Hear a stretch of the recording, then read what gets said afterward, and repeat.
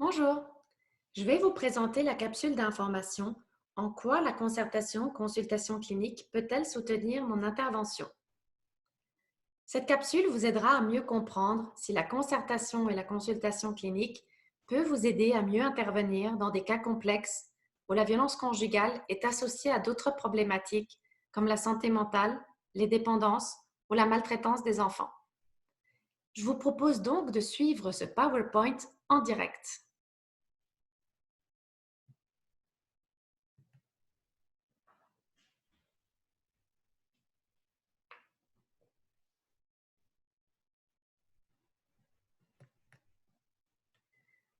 Voici quelques questions qui vont être abordées.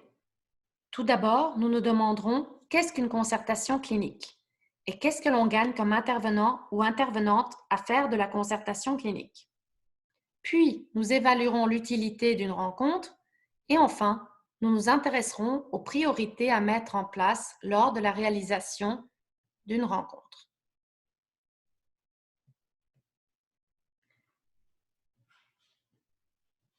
Alors, qu'est-ce qu'une rencontre de concertation ou de consultation clinique?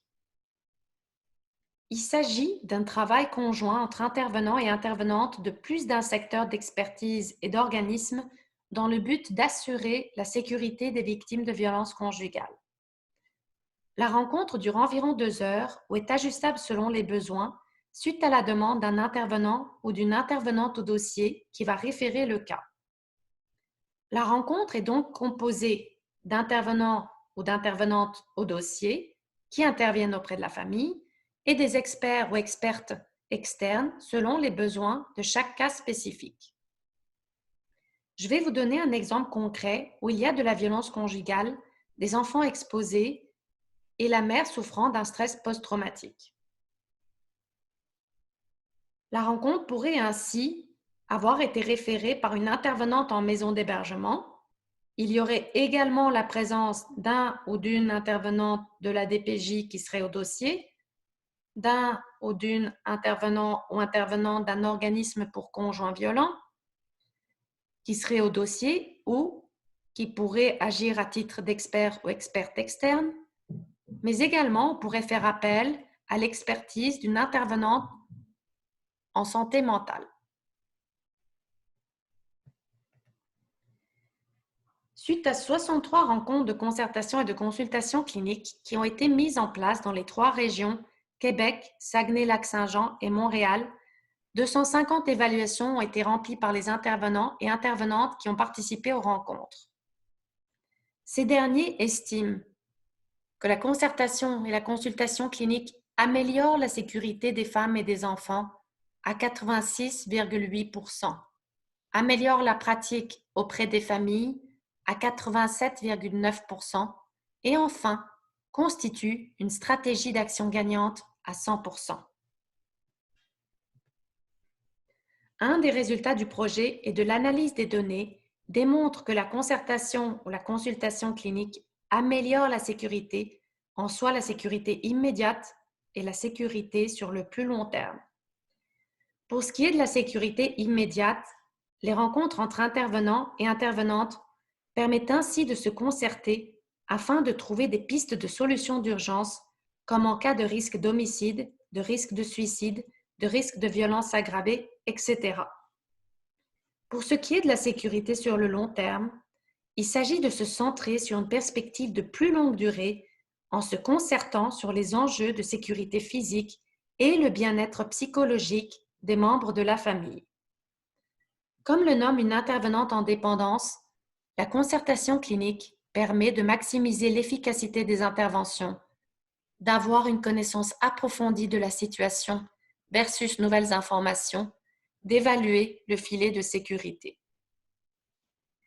Les principaux résultats de l'analyse des données montrent que la sécurité a été améliorée grâce à l'accès à des ressources spécialisées, que la concertation et la consultation clinique a permis l'instauration d'un suivi à plus long terme, que la reconnaissance et la compréhension de la violence conjugale ont permis d'identifier les enjeux de sécurité et de poser les bonnes actions, et que la concertation et la consultation clinique ont entraîné des changements concrets dans les pratiques pour le bénéfice des femmes et des enfants. Par ailleurs, justement, la concertation clinique améliore également la pratique. Elle permet ainsi une meilleure compréhension de la violence conjugale et des enjeux vécus par la victime, ce qui permet parallèlement une meilleure cohérence de l'intervention et une collaboration plus éclairée. La cohérence dans l'intervention est également augmentée par la concertation et l'échange d'informations elles-mêmes.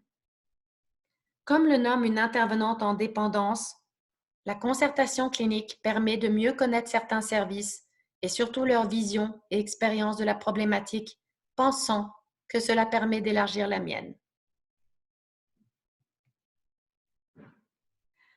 Afin d'évaluer maintenant concrètement l'utilité d'une rencontre, vous pouvez répondre à ces questions en cochant par oui ou par non.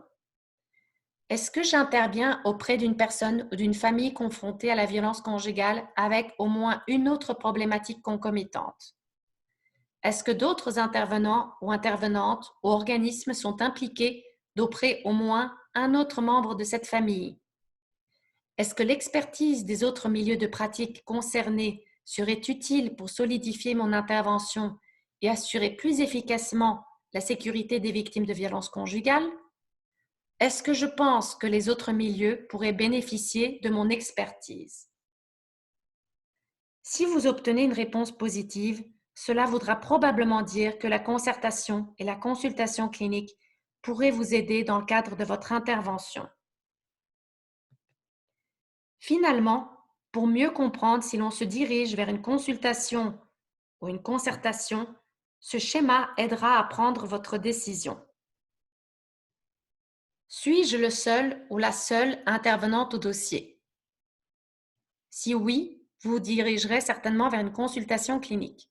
Sinon, posez-vous la question s'il est possible d'obtenir le consentement des parents pour la tenue d'une rencontre clinique. Si c'est non, ce sera certainement une consultation clinique. Si c'est oui, vous irez vers une concertation clinique. Qui puis-je contacter pour m'aider à mettre en place la concertation ou la consultation clinique? Je vous suggère d'aller voir sur le site de votre table le nom de la personne ressource attitrée à la concertation et à la consultation clinique. Je vous remercie pour votre attention. Pour en savoir plus et prendre connaissance des outils, notamment de la boîte à outils, vous pouvez aller sur le site de www.tcvcm.ca.